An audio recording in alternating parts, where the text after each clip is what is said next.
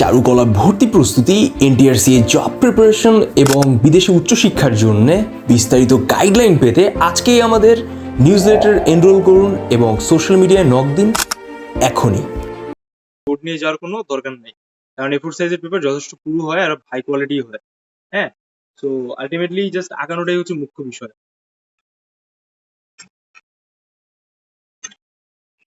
ওকে, তো আমরা শুরু করি।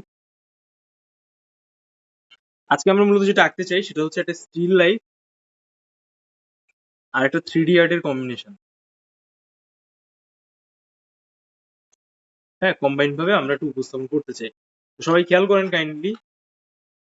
আজকে আমরা যেটা এখন দেখাইতে চাচ্ছি এটা একটা প্রপার মোমবাতি যখন আলোকিত হয় এটাকে কেমন দেখা যায়, আর সেটাতে হচ্ছে ওর পাশে যদি একটা কাপ টাইপের কিছু থাকে সেটাকে আসলে কেমন দেখা যাবে, কিভাবে আমরা এই দুইটা অবজেক্টকে একসাথে উপস্থাপন করতে পারি, যেটা আমরা স্টিল লাইফ ক্যাটাগরিতেও বলতে চাই, প্লাস আমরা একটা 3D আর্টের ক্যাটাগরিতেও বলতে চাই। ঠিক আছে, তো চলুন আমরা শুরু করি।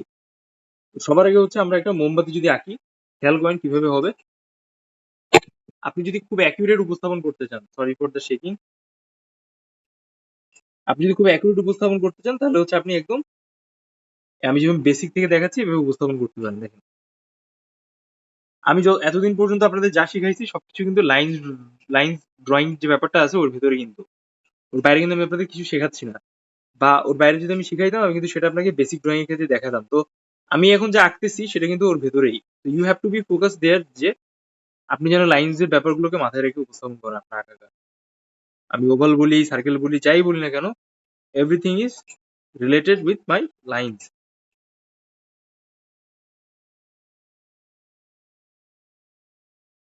অনেকে আছে এভাবে মাঝখান থেকে লাইন্স দেয়, তারপর এভাবে ওভাল দিয়ে অ্যাকুরেট করে।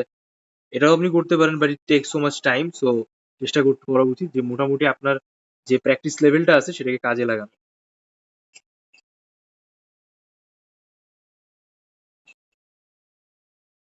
আর মাল্টি ডাইমেনশনে এরকম অবজেক্ট আসতে পারে, ভেরি পসিবল টু ডু। আচ্ছা, এবার আমরা ছোট্ট একটা যদি কাপের পেয়ালা টাইপ কিছু আঁকি, তো আমরা মাঝখান থেকে একটা দাগ নিলাম। এবার আমরা টি শেপ নিয়ে চেষ্টা করি, অ্যাজ ইউজুয়াল যেরকম আমরা ওভাল ক্রিয়েট করি সেটার জন্য। আর এখান থেকে আমি নিচ থেকে আরো দুইটা এক্সট্রা লাইন দিয়েছি। ওকে, সো আমরা এখানে সবার আগে এই জায়গাটাকে একটু মার্ক করে নেব। আপনি চাইলে এই বুড়ো আঙ্গুল আর লিটের যে টপ পার্টটা আছে এভাবে ধরেও কিন্তু এই জায়গাটাকে মার্ক করতে পারেন বোথ সাইডে। হ্যাঁ, এতে করে যেটা হবে যে আপনার এই যে সাইড দুইটা আছে আমি যেটা হাইলাইট করলাম, এটা অ্যাকুরেসিটা আপনি বুঝতে পারবেন, তখন আপনার আঁকানোর ক্ষেত্রে অনেকটা সুবিধা হবে। এবার আপনি এর ভেতরে ওভাল শেপ দিয়ে নেবেন এভাবে, আমি যেরকম দেখালাম, ইটস ভেরি ইজি। এরপরে আপনি নিচের দিকে এরকম ভাবে হালকা বাঁকায় এরকম একটা স্পেস ক্রিয়েট করবেন। দেখেন,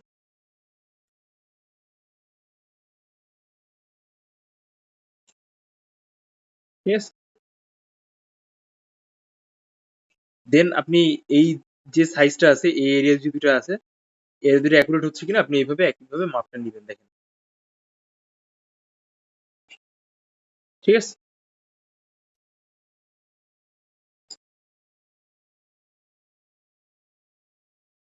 এগুলো আমাদের একটা পার্ট। এবার আপনি পেয়ালার নিচে যে পার্টটা আছে সেটাকে একটু একই স্টাইলে উপস্থাপন করবেন। এই যে দেখেন, পেয়ালাটা আপনি আপনার মতো করে উপস্থাপন করতে পারেন, it's not that much complicated.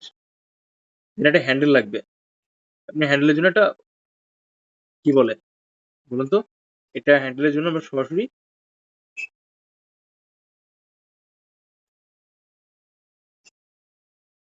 Oval type shape নিলাম।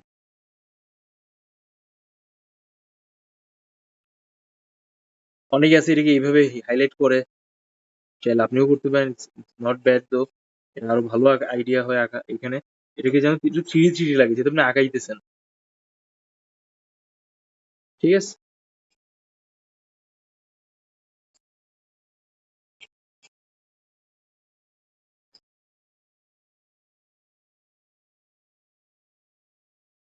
এই অনেকে আছে কাপের ভেতরে এভাবে এক্সট্রা শেপ দেওয়ার ট্রাই করে। ঠিক আছে, আচ্ছা, এবার কাপের নিচে তো একটা পেয়ালা দরকার, তাই না? তো আমরা পেয়ালাটাকে উপস্থাপন করার চেষ্টা করি এই সেম লেন্থে। আমরা এখান থেকে এই লাইনটাকে একটু এক্সটেন্ড করবো এই পর্যন্ত। দেন আপনি চেষ্টা করবেন যে এই উপর থেকে একটা পার্ট অ্যাড করা এভাবে, এবার নিচ থেকে সুন্দর করে একটা পার্ট অ্যাড করা।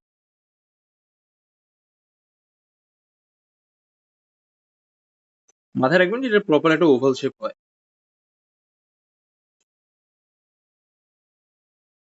এগুলো আমাদের কাপের নিচের পার্ট, ঠিক আছে? তো দেখেন আমাদের কিন্তু আঁকানোটা একটা এভারেজ লেভেল থেকে বেটার লেভেলে চলে গেছে। এখন আমরা যে কাজটা করতে চাই, আমরা এটাকে একটা ডাইমেনশন দিব, ঠিক আছে?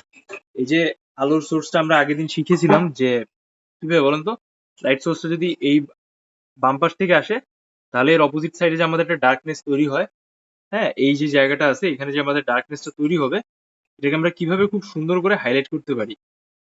এই যে আমাদের এই যে এরিয়াটা আছে এখানে যে আহ, আলোর অপোজিট ডিরেকশনে যে একটা ডার্কনেস আর লাইটনেস তৈরি হয়, এটাকে আমরা যেভাবে আঁকবো সেই জিনিসটাই মূলত আমাদের এই প্র্যাকটিসের আজকে লাস্ট পার্ট, যেটাকে আমরা 3 আর্ট বলতেছি।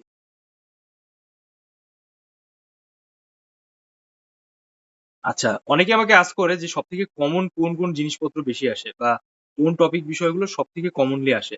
তো আমি যদি আপনাদের সাথে এটা বলি খুব ক্ল্যারিটি দিয়ে, যে সব থেকে কমন আসে হচ্ছে লোগো, পোস্টার, বুক ইলাস্ট্রেশন, এর ভেতরে একটা, আর হচ্ছে পার্সপেক্টিভ বা কম্পোজিশন উইথ ফিগার, এমন টাইপের কিছু একটা। এর ভেতরে যে কোনো কিছু হতে পারে, যে কোনো সিনারিও বেসড ড্রয়িং হতে পারে, কোনো পার্টিকুলার লাইক একটা সেলিব্রেশন মোমেন্ট হতে পারে, এনি সোর্স অফ থিং, বুঝতে পারছেন? যেখানে আপনার মাল্টিপল ফিগার হতে পারে, কোনো ইসলামের ছবি হতে পারে, কোনো শহরের ব্যস্ততম রাস্তার ছবি হতে পারে, আরবান এরিয়া স্কেচ হতে পারে, যেটা আমরা আস্তে আস্তে শিখবো। বাট রাইট নাও আমাদের এই বেসিকটা জানাটা খুব জরুরি। ওকে, সো লেটস ডু ইট। আমরা একইভাবে আগের দিনে যেরকম পেন্সিলটা ইউজ করেছিলাম ওইভাবে আজকে ইউজ করার ট্রাই করবো। তো আমরা সবার আগে যে কাজটা করতে চাই, কোন কোন জায়গায় আমরা ডার্কনেসটা রাখতে চাই, এগুলো জায়গায় একটু হাইলাইট করে নিচ্ছি।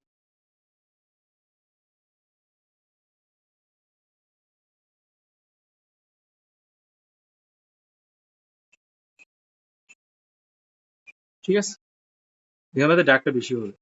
এবার চলেন আমরা লাস্ট ক্লাসে যেভাবে প্র্যাকটিস করেছিলাম সেভাবে আজকেরটাকে একটু উপস্থাপন করার ট্রাই করি।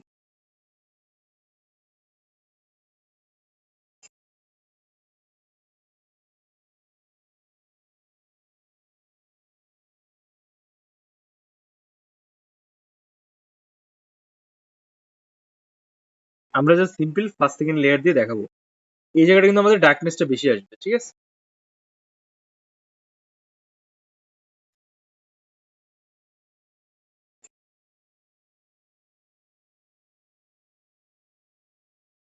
তো এখন বলতে পারেন যে ভাই এটা কিভাবে বুঝলেন যে ওই জায়গাটাই ডার্ক হবে, এটা আপনি বলতে পারেন। বেসিক্যালি ব্যাপারটা হচ্ছে যে আপনি যে ছবিটাকে আপনার মানে আঁকাচ্ছেন সেটা কিন্তু কোনো রেফারেন্স দেওয়া নাই আপনার মেইন এক্সামের কোয়েশ্চেন পেপারে। জাস্ট বলে দেওয়া হয়েছে যে আপনি এটা আঁকান। এর মানে আপনার ওই ইমাজিনারি সেন্স থেকে আপনি যতটুকু পারেন আপনার নিজের সেন্সটাকে কাজে লাগিয়ে এটা উপস্থাপন করবেন। তো আয়শা আপনি যেটা আঁকাচ্ছিলেন সেটা কিন্তু এরকম ছিল, 1-2 টান দিয়ে আপনি ছেড়ে দিছেন। বাট প্রসেসটা হচ্ছে যে শুধুমাত্র 1-2 টান দিয়ে ছেড়ে দিলে হবে না, you have to use a multiple layers.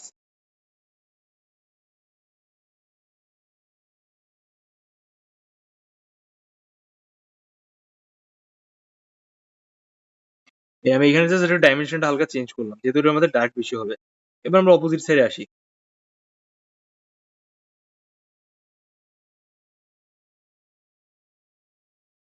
Opposite সাইডেও আমরা লাইনস গুলো রাখবো in a different variation, but before doing that we need to follow the upper and lower part, যেখানে হচ্ছে আমাদের ডার্কনেসটা বেশি যাবে বা লাইটনেসটা বেশি যাবে। এই জিনিসটাকেই মূলত আলাদা করা হইতেছে এখানে খেলা, ঠিক আছে? দেখেন আমার কিন্তু লাইনস গুলো একসাথে ব্লেন্ডও হচ্ছে। In the same way I try to add some extra lines here. আমি সব থেকে সহজ যদি হ্যাকস বলি কিভাবে খুব ভালো কোয়ালিটির ছবি আঁকাইতে হয়, তাহলে এটার সহজ টেকনিক্সটা হইতেছে যে যত বেশি প্র্যাকটিস করুন বুঝে বুঝে, they will reach their goal. Like ছবি আঁকানোটা তার তত বেশি বেটার একটা স্কিল আসবে,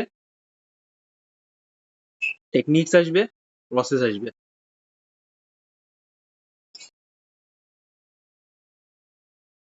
অলরেডি আমরা একটা শেপে ফেলে দিছি এটাকে, এটা ডাইনামিন ডাইমেনশন টাইপ শেপ লাগছে, তাই না? ফ্ল্যাট লাগছে না আগের মতো।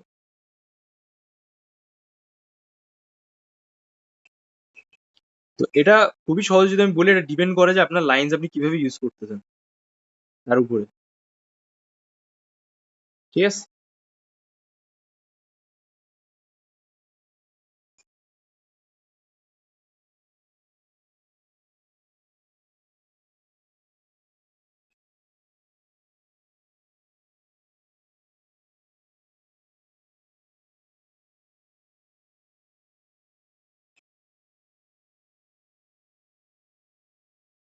এটা কি দিচ্ছি বলুন তো? এই যখন মোমটাকে হালকা, হালকা গলে, গলে আমরা যেতে দেখি নিচের দিকে, ওটা আসলে কেমন দেখা যায় ওই যেটা জাস্ট আমরা এখানে হাইলাইট করার চেষ্টা করছি।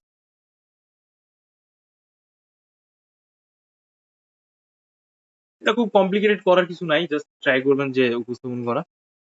ওই যে এবার আমরা আপার আর লোয়ার ব্যাপারটা যেটা শিখছিলাম গত ক্লাসে, যে আপার পার্টটা একটু ডার্ক হয় কম আর লোয়ার পার্টটা একটু ডার্ক হয় বেশি। তো আমরা কিন্তু ওইভাবে জিনিসটাকে একটু বোঝানোর চেষ্টা করছি। খেয়াল করেন।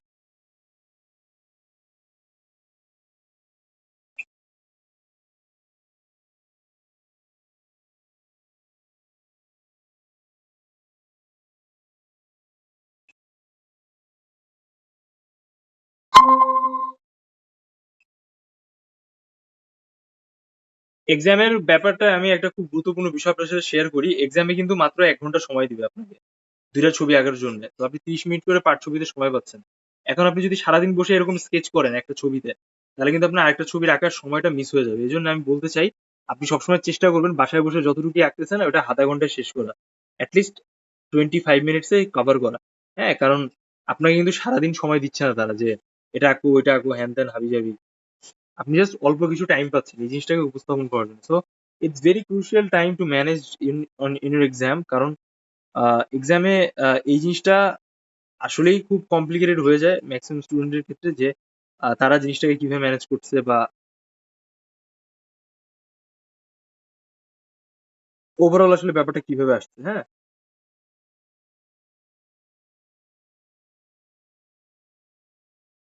আপনি চেষ্টা করবেন যে ওই জিনিসটাকে মেইনটেইন করা। যেহেতু আমি একটা লং ব্রেকের পরে ক্লাস নিচ্ছি, এজন্য হচ্ছে আমি একটু রেগুলার ক্লাস নিচ্ছি যেন আমরা আমাদের যে কোর্সটা আছে সেটা শেষ করে দিতে পারি। আর ঈদের টাইম আছে, সবাই একটা ভালো ছুটি পাচ্ছেন। সো চেষ্টা করেন যে এই ছুটিটাকে কাজে লাগানো। নেক্সট যারা যেখানে এক্সাম দিচ্ছেন, প্রাইভেট ইউনিভার্সিটি হোক, আর্কিটেক্ট গভর্নমেন্ট ইউনিভার্সিটি হোক, পাবলিক, সব জায়গায় একই টাইপসেরই কোয়েশ্চেন আসে। এখানে খুব কমপ্লিকেটেড করার কিছু থাকে না।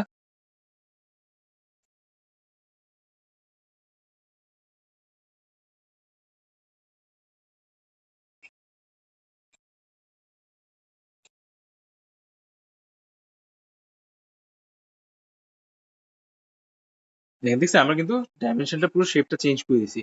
জাস্ট ২ ধরনের লাইনস দিয়ে।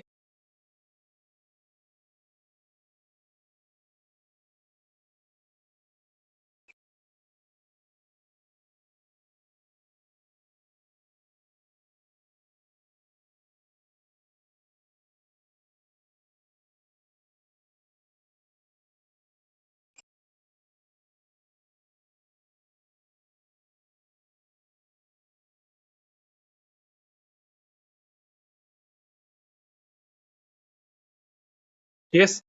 এটা যদি আমরা সামনাসামনি আগাইতাম, এটাকে আমরা আরো দারুণভাবে উপস্থাপন করতে পারতাম। বাট যেটা আমি এখন দেখাইতেছি এটা হচ্ছে সবথেকে কি বলুন তো?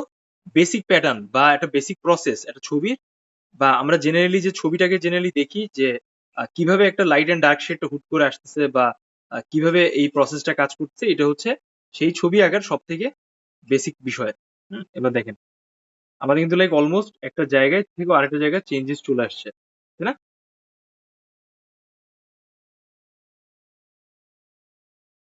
ঠিক আছে?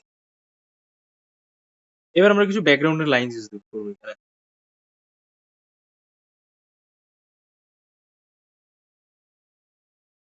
যেন আমাদের এই ডাইমেনশনটাকে আরো ক্লিয়ার মনে হয়।